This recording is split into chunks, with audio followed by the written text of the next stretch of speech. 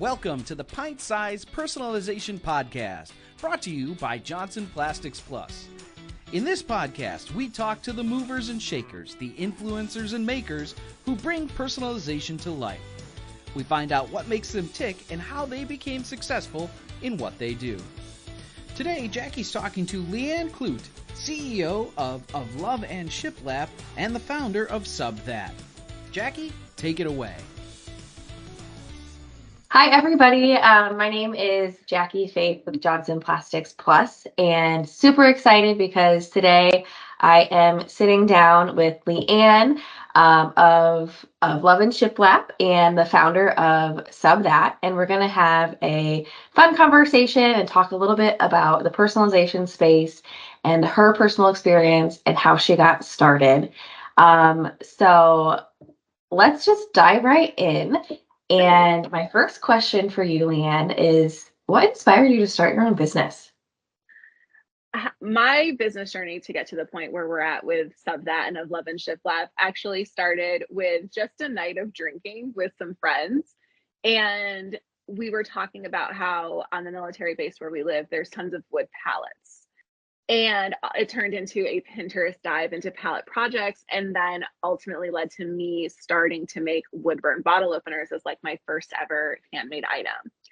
And then everything just kind of grew and changed from there as I discovered different types of printing and things that I could do. And here we are 8 years later. It's just kind of funny that something I never would have imagined, but once I started, I just didn't stop. And we just spiraled to this point. So is it fair to say the idea from your business started from wood pallets? Yeah. It started with wood burn bottle openers, which I thought I was going to make out of the pallets, but we didn't, because I learned that they were way too much work and you've no idea what's on them.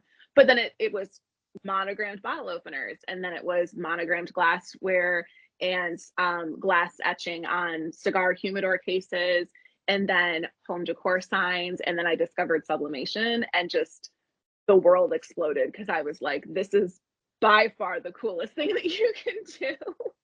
And I ended up fully transitioning into that space, and then, continuing with the home decor trend and starting to make designs, and then starting to teach people, because there was a lack of good educators in the space that weren't just out to be like, I need your dollars.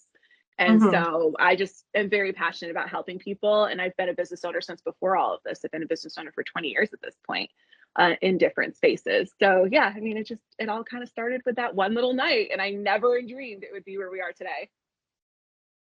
So with sublimation, so when you started sublimation, how did you hear about Johnson Plastics Plus? I actually didn't hear about Johnson's Plastics Plus for probably 2 years in the sublimation space. And that's mostly because when I got into sublimation, that was, I guess, like late 2017. No one I knew was doing it. And the person I was dating at the time really wanted to get into it because he had heard about it. So he bought a Sawgrass 400 and was basically like, you figure out how to use this and then teach me the things. Yeah. So at that point, we didn't have the volume of blanks that we have today. We didn't have the resources through the internet that we have today. Like, it was just so different. And so I really had just joined like one Facebook group, and I went with whoever they had recommended. And so it was a little while before I actually started like venturing out on my own and discovering other businesses. Johnson's Plastics Plus came on my radar via Google, of course. We love Google. Yeah, Google is very helpful. Yes. And I started dabbling in buying some items from you guys, and then usually grouping with a friend of mine that lives locally that's also into sublimation. Okay. And then now, over the last year and a half or so, has really been my go-to source for blanks. There's such a huge selection. The quality is great. The customer service is great. Across the board, you kind of can't beat it. And the stock availability, of course, is the most important thing to me, because when you are running a business, you need to know that things are going to be available to you, and you need them not constantly out of stock for months at a time. Great. So that's a great transition into my next question, which is, do you have any advice for new small business owners when they're choosing vendors and, what things to look for and, green flags, red flags for when you're seeking out supplies for your business, whether it's for sublimation or engraving or, packaging. What advice do you have for small business owners and vendors? My number one tip is to remember that cheap pricing does not mean it's a good quality product. I think the number one complaint that we see is people who have issues with the transfer, the coating, chipping or peeling off, the colors not being as vibrant, and so on, all because they are not good quality blanks. I think a lot of people don't understand that, especially with things like clothing and drinkware, there's all kinds of compliance testing that is supposed to be done. And that factors into that overall cost. But the way that customs works, every single product that comes in is not necessarily tested. And sometimes when you're buying those cheaper quality blanks, they haven't been adequately tested for compliance. So you don't really know if they're safe. It's obviously not safe if the material tag representation is not actually accurate to the material, which is an issue we've seen with some sites like Shein. And then when we talk about those coatings, you don't want coating that's going to have your paper and your shrink wrap sticking to it that's going to chip. I mean, recently I bought a mug on a whim and the coating was like dripped onto it. Oh no. And it was a company that didn't accept returns. And I was like, so another red flag to me is a company that doesn't have a reasonable return policy. There's, we know that when you return something, it can't be sold as new. So it's understandable to have a certain, parameters in terms of that. Right. But if your blank is genuinely a bad product, you should be willing to take it back. And so that's definitely another red flag to watch out for in terms of, product pricing. That's one of the things that drives people towards cheaper blanks. And in my opinion, your product is only as good as what you market for. And you want to get those higher price points. Sublimation is not vinyl. It is the only type of printing that does not crack, peel, or fade if you care for your products accordingly. And that should be the selling point because people are going to spend the money. They want to know that this isn't just your Dollar Tree pad printed cup. Right. Yeah. So I actually think that you just walked me right into the next question I have, which is what are some of the key advantages that you see for sublimation over some other personalization methods based off your experience? So I know sublimation is your one true love. Yes, so tell me a little bit about that. Sublimation truly is my one true love, but I have also had some experience with vinyl, which I literally hated. Sublimation has the advantage of not requiring any weeding. You don't have to buy 27 colors of vinyl to be able to do a design. The biggest advantage of sublimation that I believe the only other type of printing that can do the same is UV printing, is simply that you can do half tones and those lovely gradients and those soft watercolors, and they just look amazing. You can't do that with any other type of printing without having like weird edges or weird spaces, because those other types of printing are essentially like a liquid or powdered plastic, and it's very limited, versus sublimation, which we know is a molecular dye process. So it has just so much more versatility in that capacity. And also the number of products that you can do. I mean, I know. Johnson's Plus, I have so many blanks on hand, and I just keep like getting tutorials filmed, and I just keep like working at it. And then every time I turn around, Johnson's Plastics Plus has new items. I mean, I just put in an order yesterday, and I think 3 or 4 of the things that I ordered were new items that just came out in the last month since my last order.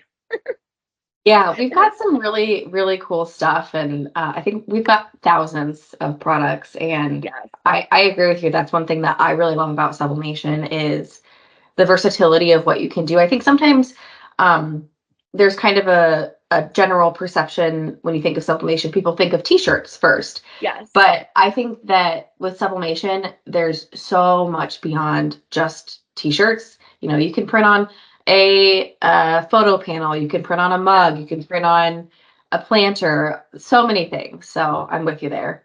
Yeah, by far, to me, it's not only the most versatile, because it really truly is, but also the results. And I do think that some people genuinely get hung up on the process because it's not as straightforward as like vinyl, for example. Mm-hmm. But once you really get it and you understand the variables, then it truly is easy to kind of figure different things out. I mean, I find that at this point in the game, I rarely have products that don't come out great the first time because I know enough, and I teach all of that, in all of our videos. And usually if something does go wrong, I already know like what the problem was. Like I just did the 40-ounce tumbler tutorial, and the first one that I did is all scorched right here because I didn't have it like in the convection oven all the way. It was like resting against the heated grate part on the top, and I was like, whoops.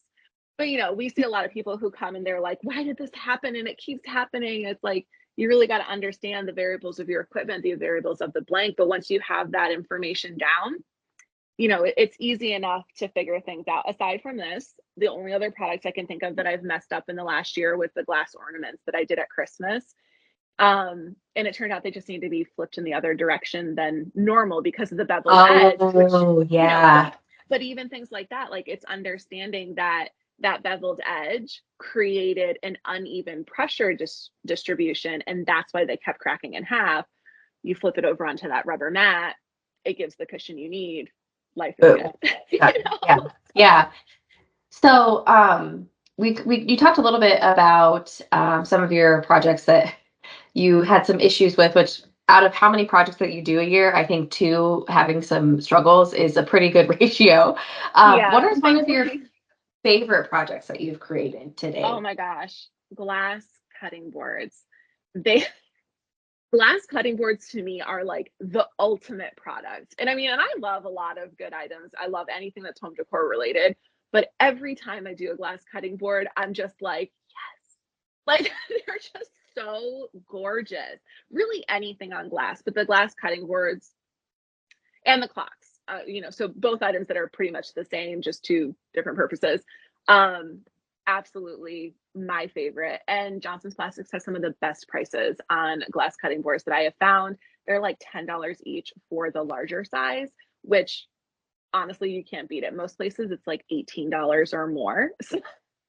We love to hear that. I'm glad. Yeah. And the nice thing too, like you were mentioning about, having products that are tested, we don't bring something on without testing it, running it through a process, because we know, especially in a small business, that money that you're spending is every dollar really, really counts. So we want to make sure that when you're investing in something, it's going to be something that works. And I will say, just as like another like red flag, green flag, is that companies that don't do their own testing are a big red flag. And one of the issues that I see with blanks that come from certain companies that are available on other marketplaces like Amazon is that the instructions are not even accurate. And you can tell that they're not properly tested because sublimation requires 360 degrees minimum. And they'll have these like crazy instructions that are just like a blanket time and temp.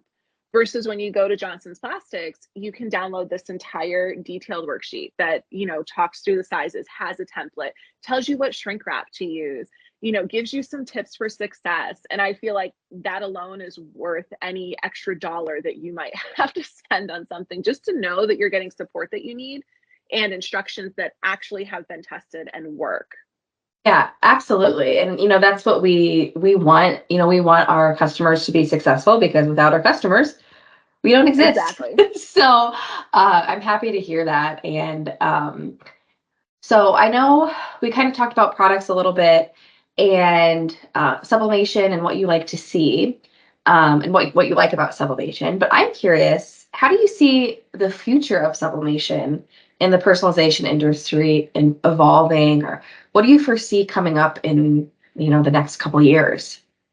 I don't think that this industry is going anywhere. So I will start by saying that.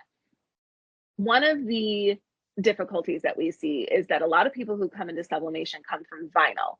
And vinyl, when it really took off during 2008 and like up to 2012, when it just like kind of exploded and hasn't really stopped since, people saw it as, I can buy something cheap and easy and personalize it. And so they were willing to do just about anything.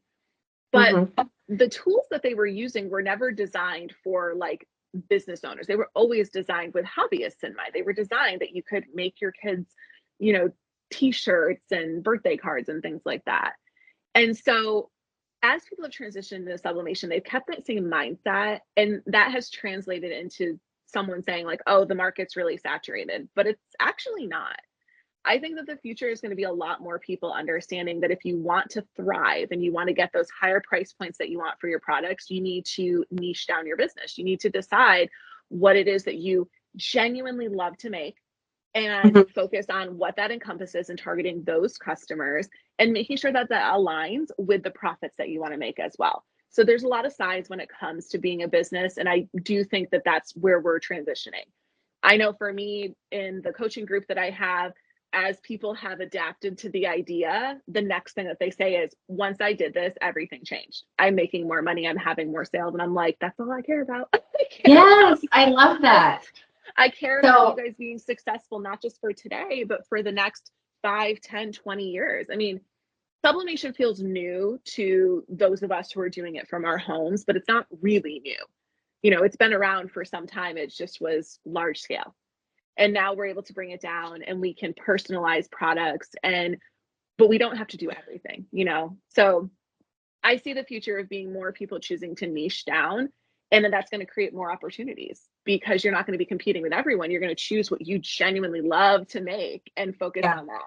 Yeah, I think that's excellent advice. That's excellent advice. And I think you're right. There is kind of a narrative or thought that the sublimation space is saturated, but like you're saying, there's thousands of things that you can print on. And if you find that right niche, you can really make your money back and quickly. For example, if you live in a state where football's huge or whatever that is, and you narrow it in on, whatever people like for football or hosting parties, and you really find what you love, you can reflect that in what you're making. Yes. And that is something that, in my coaching group, that's when they join it, which, this is a once a year thing that they can join. When they join it, they do a whole onboarding form, and I look over their business and I look at what they're doing, and I encourage them to really change if they are trying to do all these different things, because a lot of people end up feeling very burnt out. So of course you're going to feel burnt out if you have a million things going on all the time. And those materials cost money. What, you don't want to have stuff that's not on it. So in terms of personalization, I see this entire space continuing to thrive, because we have unique products and we have unique designs that you can do, but it is going to be a matter of learning to scale down and really focus on what you're passionate about and what meets your bigger needs in terms of profitability. So, that brings me to my next question. You are just setting me up for success here today with your answers. So what would you say are some of the biggest hurdles that you face or that you see when you are, coaching your customer base? And tell us a little bit about how you got your customer base to start with. Okay, so my customer base of close to 80,000 people between Facebook, YouTube, and other spaces has largely just come because I started doing tutorials. I just started doing tutorials because there wasn't really anyone out there who was genuinely doing them and doing them really in depth.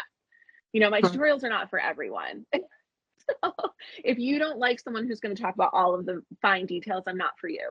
But if you are someone who genuinely gets hung up every time there's a mistake or there's an error, and you want someone who knows the answer of whatever problem is going to happen for you before it even happens, those are my videos. And so my videos gained a lot of traction. And at the time I was just doing them live in a Facebook group. And that drove a lot of people. And then, we transitioned into YouTube. And of course, now we have the Sub That Learning Library app, which is a mobile and web-based app. And we are building out those tutorial libraries in there so that for years to come, people can have all of the answers quick and easy, not just for sublimation, but for a whole variety of apparel and accessory decoration and personalization in this space, so they can really find the information that they want and learn how to do the things that they want to do successfully. I actually forgot your question already. Besides, oh no, you're fine. I was just gonna say, so customer base. Hey, you are passionate about your customer base, which we love. I am. So, with your customer base, it's a lot of people who are, starting their own businesses or want to start their own businesses. My question is, what are some of the biggest hurdles that you face when starting your own business? Or, what are some of the most common hurdles that you see small business owners facing when they're just getting started? The number one absolutely is shiny object syndrome. There's what, over 2,000 items just on Johnson's Plastics website alone that you can sublimate. And you see all this stuff and you just get all of these ideas. And I totally understand it. Like, that's what I love so much about this industry. But that's not a business structure. And I always use the example of Walmart for people. Walmart's prices are cheap. Walmart's prices are cheap because they are looking for cheap customers who are going to buy a whole bunch of different things. But that cheapness comes at a cost, right? They have high volume. That's why it works for them. But that doesn't work for those of us who don't have high volume customers placing orders nonstop.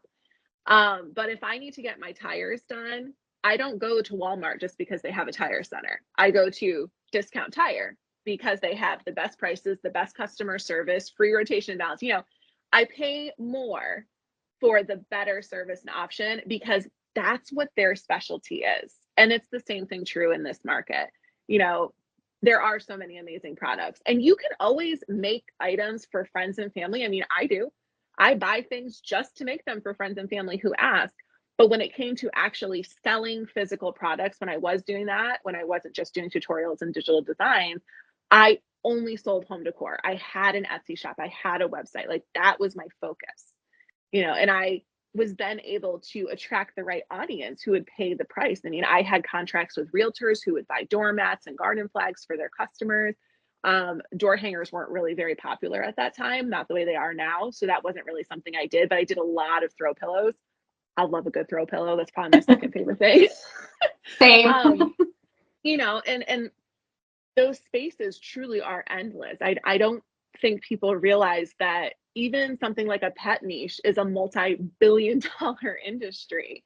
And so anything that you genuinely love and are passionate about, you're going to be able to sell. And that is probably the next obstacle, is that people are so focused on trying to make money by selling anything that they're not really doing things they're passionate about. When you are passionate about something, it's easy to sell. I'm not passionate about drinkware, for example. Like, I mean, don't get me wrong, I love all the cool drinkware items that there are, but I drink out of a water bottle. Right. Yeah. So for me, I'm just kind of like, yes, they're so cool, but this is not something that I would go and sell. The only reason I sold glassware when I did etched glass was because beer, wine, and whiskey glasses coincided with cigar humidors. Yeah. So it sounds like your advice is, really find your niche in what you're selling. And then if you want to experiment and try other things, that's fine. Just do it as, your hobby, experimental side of things. But when you're trying to make that money, find your niche. That's kind of what I'm hearing the theme is today. Okay. And it truly is, and we only have to look to the world around us to see how successful it is. And some people think that means just picking one product, and it doesn't, because there's so many ways you can go about it. If you genuinely want to make like everything, then you have to take an approach of building collections and being like, okay, these 10 items are what I sell for my Christmas collection. That gives you a little bit more freedom, but it also refines it because your niche ends up being that specific market, that specific theme of what it is. So there are so many different ways to niche your businesses based on what genuinely you are passionate about. Me personally, I love home decor. So for me, the products is the niche. It's just like 4 or 5 home decor products that I can have endless designs on. But someone else might really love coffee mugs. Actually, one of the women in my group, she only sells coffee mugs, coffee tumblers, and the soda can glasses. You know what I'm talking about? Yeah. Those are the only things that she sells, because her entire focus is coffee. So it's all of those items with all coffee themed designs, and she shows like coffee recipes on her social media. Yeah, that's great. And then I think, if she wants to add something in the future, it's something that could be maybe like a canister for coffee or something that relates to that, and that just makes decision making. Yeah, Yes, that's great. and that's one of the things that I teach in my workshop that I have about niching your business and just like how to make and grow for your business is I focus on helping you understand that like there's always room to expand. And if you want to have two different businesses doing two completely different target markets, you can, but your marketing is also easier. Instead of trying to attract everyone, you're looking for the people who genuinely want the products that you carry and are passionate about. And trust me, people are passionate about everything. And if you don't believe that, just go to Etsy because there is some crazy stuff on Etsy that I'm like, are people really buying this resin toilet seat with needles and stuff in it? No, they are. Like, All right.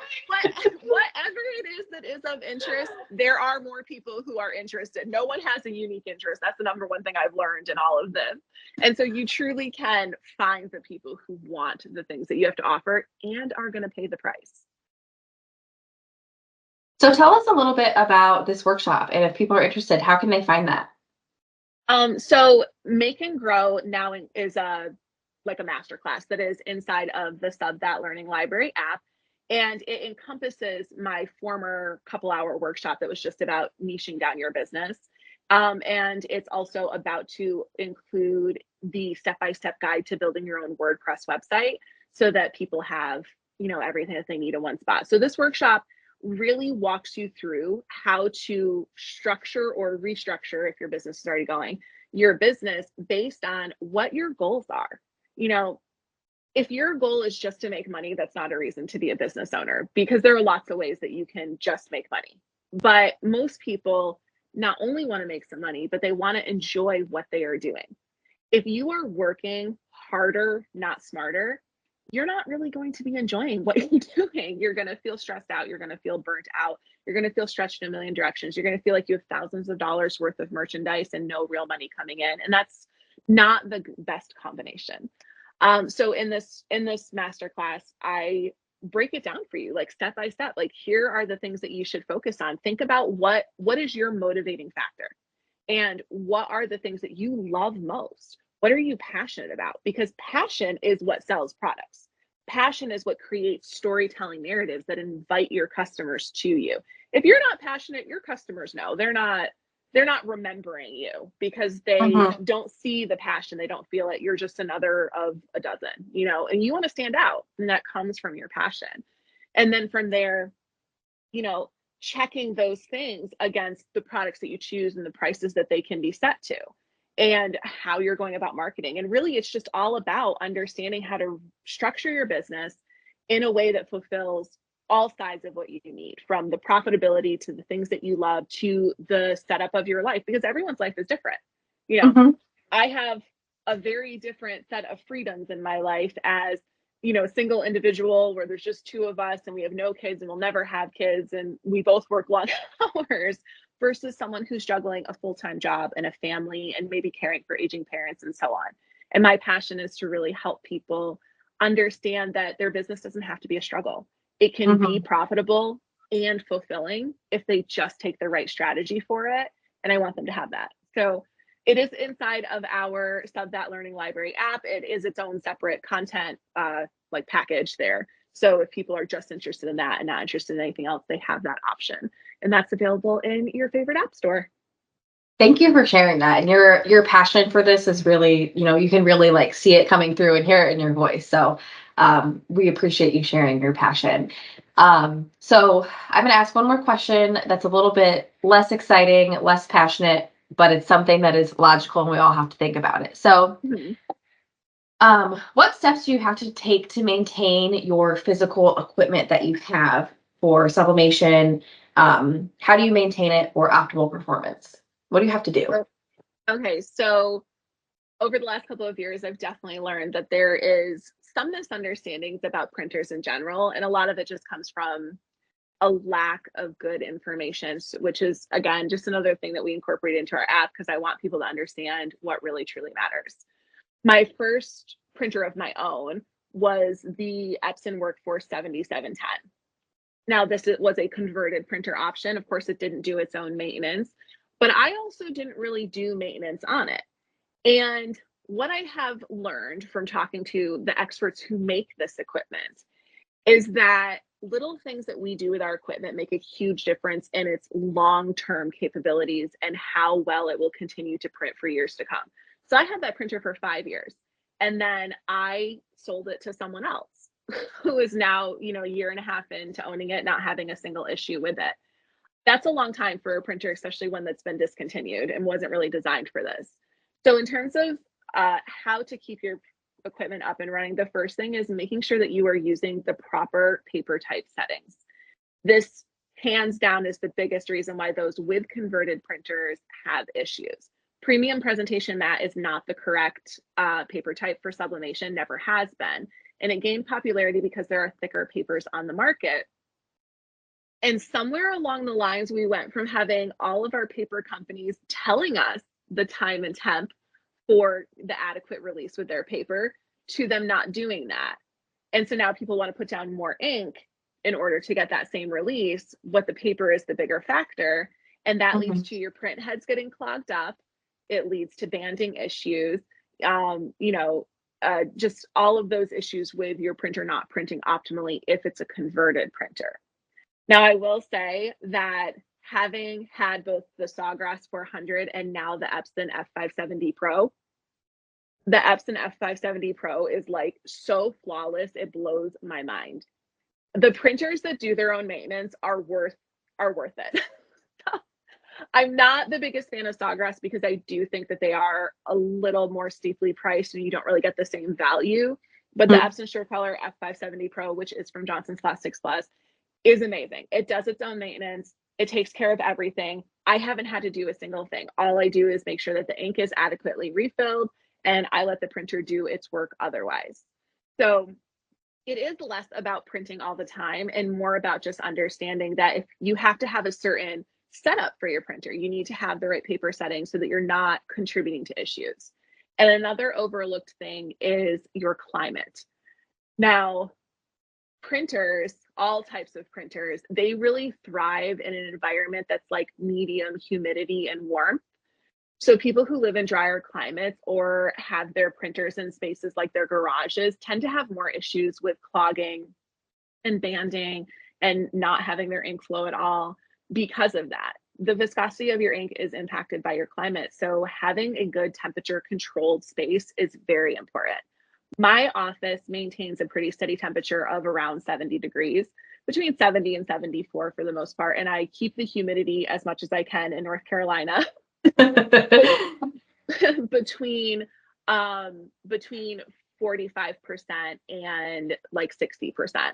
So usually it's not a struggle. Sometimes of the year it is, but I also have the iColor white toner printers, and that is very sensitive to temperature control. So in terms of maintaining your printer, it really is about that climate and make sure you have the right settings, and 110% opt for the better printers if you can. Work your way up to them, because every time I use this printer, I just can't believe how flawless and effortless it is. I actually just had a customer of mine get one. I'm not sure if they got it through Johnson's Plastics or not, but he messaged me. This was just last week. He messaged me on the app and he said, I just got my Epson SureColor F570 Pro. What settings do I need? And I'm like, none. Just install the printer drivers, go to Affinity, set up your document, and print. And he's like, well, do you have a video? And I was like, you can look at any of our recent videos. And then like an hour later, he messaged me again in the app and was just like, that was the easiest printing ever. He's like, I have to feed one page at a time in my other printer, which his was a converted one. And I'm like, yeah, this printer is like so flawless, it blows my mind. Yeah. I think that's a really, something to consider, buying, converting your printer versus buying one that is designed for sublimation. It might be a little bit more of an investment going in, but you're going to save so much time, and time is money, right? And then another thing that I wanted to say is if somebody is thinking about, maybe listening and thinking about investing in sublimation, but you're just not quite ready to go to like a bigger printer, we did just bring on the Epson F170, which we're super excited about. So it's a smaller one. But the F570 is great because you can print so much more, so much faster. Just depends on what you're doing. And it does really depend on what you're doing. I mean, honestly, most of the projects I use rolled paper for with the F570 are bigger projects like bandanas and things like that. I use letter size paper more than I ever imagined because so many projects are smaller. A lot of times I still do wholesale orders, and those are usually things like keychains or coffee mugs or tumblers, which all utilize letter size paper. So it's not a limitation to have a smaller printer, although I do have a great video on how to piece together your design if you have to do multi-page designs and multiple presses for smaller heat presses. But if there is one thing I would invest in right out of the gate, it definitely would be a good quality printer. Yeah, like hands down. When Epson came out with this, it was on my wish list. And the funny part about them coming out with this was that in 2020, I think, no, 2019, in mid 2019, I was on a phone call with Joe Dovey from Unina Eye Color. I know that you're familiar with him. And he was telling me all about his printers. And we got on the subject of converted Epson printers. And I said, if Epson is smart, they are going to come out with a smaller size because they already had ones that, that do 44 and 64 inch and beyond. Like if they're smart, they're going to come out with a smaller size and they're going to price it within the same range as the Sawgrass. And they did. It's a much better printer for a few $100s more. So my best advice is this is the investment. I would choose this over getting a heat press. You know what I mean? I went with a cheap heat press for years. Those who have been with me for the last, 6 years now, they have seen me go just from the cheapest cheap heat press and just keep on upgrading each time. Now I have the Fusion IQ, which would definitely. I love that press. just like the Epson SureColor Flawless. I mean, it's a great press. It's a great press. And what's so funny is Joe Dovey did try and convince me to get this before I bought my Endura press. And he was like, no, you should really just get the Fusion IQ. And I was like, I don't know. That seems like a lot of money. Let me tell you, I should have just gotten it out of the gate. Well, hindsight's always 2020, right? Yeah. The heat press is amazing. And I am very passionate about the equipment. I do believe in working with what you have. Because everyone's on a different budget. And I started all of this on this path from literally nothing. Like I donated plasma to be able to buy a wood burning tool and some plaques to start making bottle openers. So I started from the literal ground zero. And I absolutely practice that and preach that in my business of just how there's so much you can do to create opportunities for yourself. And if you focus on that, you're going to get to where you want to go. And if you have to make do. But if you are in a position to go the extra mile out of the gate between the Fusion IQ and the Epson SureColor F570 Pro and also the iColor printer, like you're unstoppable. Like there's so much that you can do. And I think something else I wanted to mention is we do have financing options available. If it's something that people who are listening are thinking about, hey, I want to really invest in this, but I might not have the cash flow right now. We have a couple financing options available for equipment. And then also we do now have a financing option for consumables on our website. Yeah. So just something to think about. I just have one last thing. I will just add to that I think sometimes people are hesitant to finance because they're worried that they won't have the money coming in. But once you open up that door, it really is truly unstoppable. And when I think about printers like the iColor 550, a lot of people think like, oh, I can print cotton t-shirts, right? Like that's their immediate thought about it. But I always tell them, this printer has so much capabilities that if you really want to be profitable, sell something like balloons, like Mylar balloons that cost $1 or $2 to make, and you can sell for $25. Right. Because people will eat that stuff up. Even if balloons, it's not something, tattoos, so many cool things you can do with white toner. The temporary tattoo paper is my absolute favorite. I just don't have a reason to buy a huge pack of it, which is because it is a little bit more expensive, but I have used a lot of different temporary tattoo papers and theirs is by far the best. Like, yeah. And I think this brings us kind of back to what we were talking about earlier about finding your niche. Maybe your niche is becoming party supplies, balloons, huge happy market. birthday tattoos and celebration supplies. I mean, that's a niche right there. That's something that you can do with sublimation and white toner. One of the women in my coaching group, she actually just got a white toner printer because she only does party stuff. And she was already doing, like labels and invitations and chip bags and all of that stuff. And she just wanted to be able to keep expanding. But yeah, I mean, the profit is there with the right products, and selling a few items that are really cheap but sell for higher price point, and then balancing them out with those that are a little bit more expensive to make is a great way to offset the cost of something like a new printer. When it comes to sublimation transfers are still all the rage. For people who don't have a printer or can't afford to invest in even a converted one right now, buying sublimation transfers is still the number one thing that they do. That's a great way to offset the cost of a new printer and help you bring in that money, because a million people will buy transfers. I always say, there is some 600,000 people in these Cricut and Silhouette crafting groups. Those are all our future customers of the sublimation industry. So. Okay. Well, I think that's all the questions I have. Do you have any final thoughts or anything else that you want to share about, being a business owner in this space? I would say that after 20 years of business ownership, my firm belief is that the best way to run a business is to serve your customers, and the rest will work out. Anytime I try and serve my own interest, where I'm just trying to get this goal achieved, nothing ever works out. But when I focus on making sure my customers have what they need, everything else falls into place. And it's always better than I expect it to be. And you'd think after 20 years, it'd be easier to trust the process, but it isn't necessarily.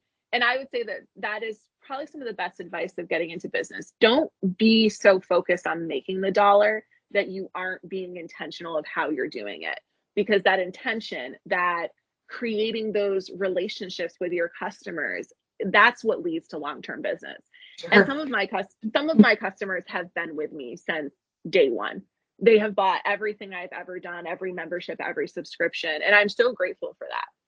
But every decision that I make is always with those people in mind. Like, even when I started offering a design membership for digital designs with Of Love and Chip Lab, I did that because people were spending the money, and I was like, well, I want you to spend that money in other areas of your business. So if this helps you save hundreds of dollars, then that's what I'm going to do. And people thought I was crazy. I was just like, this is what's the right thing to do, and I'm still standing as a digital designer. And unfortunately, a lot of other people aren't. And I'm like, you have to serve the customer. That has to be your number one focus. And when business gets hard, when you face economic recessions, you have to be willing to pivot and adapt. And you also have to be willing to supplement, even if it's not really what you want to do. Those stages of life are temporary. And if it's about the long term of your business, that's all that matters, is serve your customers. The rest will follow. It's my number one advice. Thank you for sharing that. And I think that is very wise advice. And with that in mind, tell us where they can find you on the web.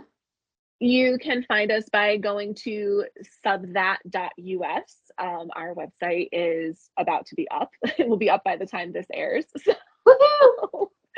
So I just have to finish pushing it live. And from there, you'll be able to get direct links to our web app, and also the Google Android and the Apple app stores. So you can find us there. You can also find us on social media at subthat.us as well. So we are floating around. Even YouTube is at subthat.us. We try and keep it easy and simple for everyone. Well, thank you so much for joining us. This was really fun. It's always fun to chat with you. And we will see you around on the web. Yeah, and thank you so much for having me. And I look forward to seeing what everyone does in the next 5 years and beyond in the sublimation industry. Awesome. Thanks, Leanne. We'll talk soon. Bye. You've been listening to the Pint-Sized Personalization Podcast with your host, Jackie Faith, brought to you by Johnson Plastics Plus. Please remember to like and subscribe to this podcast wherever you get your podcasts. And for more information on the thousands of customizable products we have available, visit jpplus.com.